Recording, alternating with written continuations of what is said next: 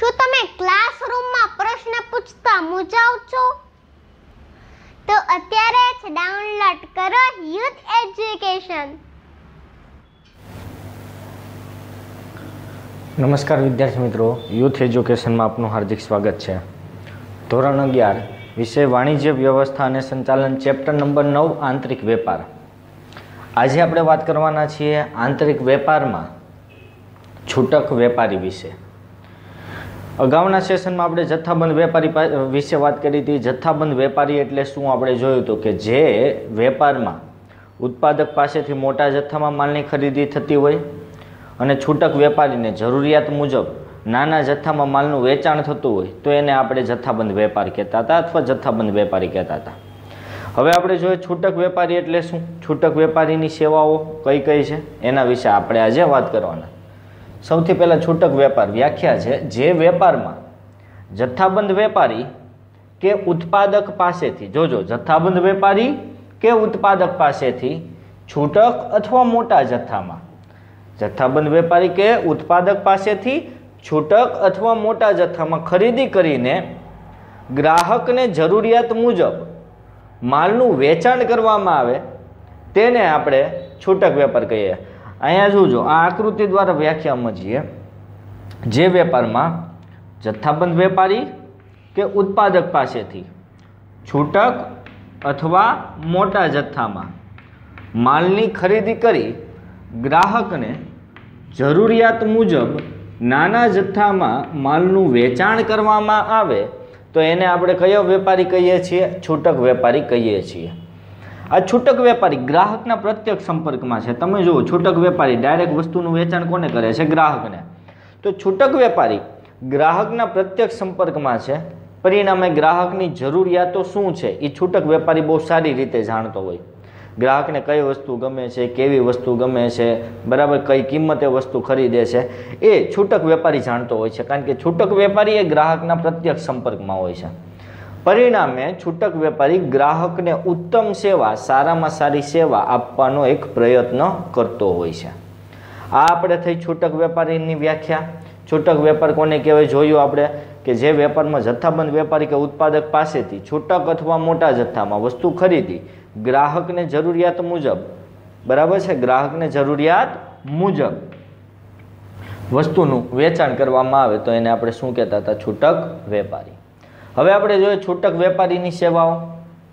છૂટક વેપારીની સેવાઓમાં સૌથી પહેલું છૂટક વેપારીની જથ્થાબંધ વેપારી અને ઉત્પાદકને સેવા.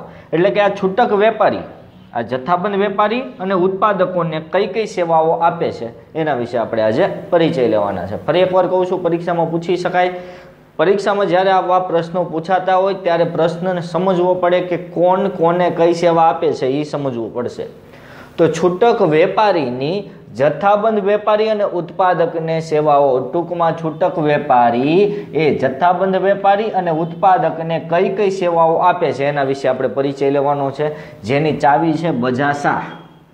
બ એટલે બજાર અંગેની માહિતી. છૂટક વેપારી ગ્રાહકના અંગત સંપર્કમાં હોય, આપણે બધા જાણીએ છીએ. આપણે અહીંયા જોયું હતું કે છૂટક વેપારી માલનું વેચાણ કોને કરે છે? ગ્રાહકને. એટલે છૂટક વેપારી પ્રત્યક્ષ રીતે, સીધી રીતે ગ્રાહક સાથે સંકળાયેલો છે. પરિણામે ગ્રાહકની માંગ, પસંદગી, ફેશન, રુચિ, અભિરુચિ એની જાણકારી કોને હોય? છૂટક વેપારીને હોય. કારણ કે છૂટક વેપારી ગ્રાહક સાથે સંકળાયેલો છે તો ગ્રાહકની પસંદગી શું છે, ગ્રાહકની ફેશન, ટેવ, રુચિ, અભિરુચિ શું છે એની જાણકારી છૂટક વેપારી ધરાવતો હોય છે.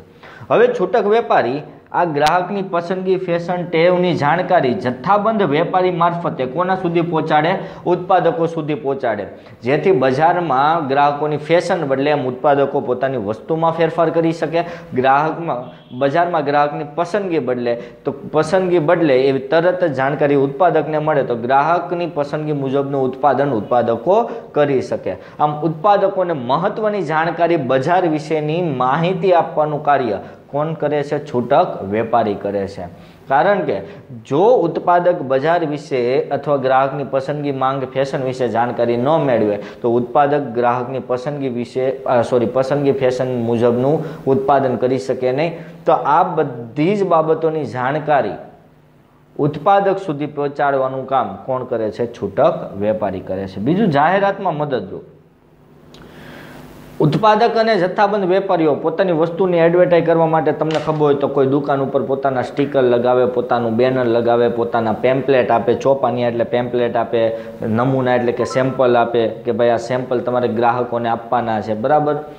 તો આ જે ઉત્પાદક જે છૂટક વેપારી છે એ શું કરે? ઉત્પાદક અને જથ્થાબંધ વેપારીના જે બોર્ડ હોય, બરાબર છે, તમે જુઓ તો ઠંડા પીણાના બોર્ડ હોય એ દુકાન ઉપર મારેલા હોય, એના પેમ્પલેટ, એના સેમ્પલ, નમૂના દુકાન ઉપર લગાવી અથવા વેચીને જાહેરાતમાં શું કરે છે? મદદરૂપ થાય છે. તમે કોઈ પણ મેડિકલ સ્ટોર ઉપર જાઓ તો તમે જોજો ત્યાં બધા અલગ અલગ પ્રોડક્ટના આમ સ્ટીકરિયા બહાર મારેલા હોય. શા માટે? ઉત્પાદકોની જાહેરાત થાય. આમ ઉત્પાદકોને જાહેરાત કરવામાં પણ છૂટક વેપારી મહત્વનું સ્થાન આપે છે, મહત્વનું યોગદાન આપે છે. ત્રીજું, શાકપત્રમાં વધારો. છૂટક વેપારી શું કરે? સારી ગુણવત્તાવાળી વસ્તુ અને વ્યાજબી કિંમતે પૂરી પાડતા જે ઉત્પાદકો કે વેપારીઓ છે, બરાબર છે, ઉત્પાદકો કે વેપારીઓ, એવા ઉત્પાદકો કે વેપારીઓ કે જે સારી ગુણવત્તાવાળી વસ્તુ અને એ પણ કઈ કિંમતે વેચે છે? વ્યાજબી કિંમતે વેચે છે. એવા ઉત્પાદકો કે વેપારીઓની વસ્તુ કોના સુધી પહોંચાડે છે? ગ્રાહક સુધી. જેથી ઉત્પાદકો અને વેપારીઓની શાખ પાત્રતામાં વધારો થાય, બરાબર છે, શાખમાં વધારો થાય, બરાબર છે. છૂટક વેપારી શું કરશે? જે ઉત્પાદકો સારી ગુણવત્તાવાળી વસ્તુ વ્યાજબી કિંમતે પૂરી પાડે છે એને ગ્રાહકો સુધી પહોંચાડશે, જેથી ગ્રાહકો છે એ કંપનીની વસ્તુ છે, ગ્રાહકોના મગજમાં એ કંપનીની વસ્તુ પ્રત્યે સારી છાપ ઊભી થાય, સારી પ્રતિષ્ઠા ઊભી થાય. તો વિદ્યાર્થી મિત્રો, આજે આપણે જોઈ છૂટક વેપારીની સેવાઓ અને એમાં જોયું આપણે છૂટક વેપારીની ઉત્પાદક અને જથ્થાબંધ વેપારીને સેવાઓ. આશા રાખું છું વિડીયો ગમ્યો હશે, અને જો ગમ્યો હોય તો લાઇક અને શેર કરવાનું ભૂલશો નહીં. આભાર.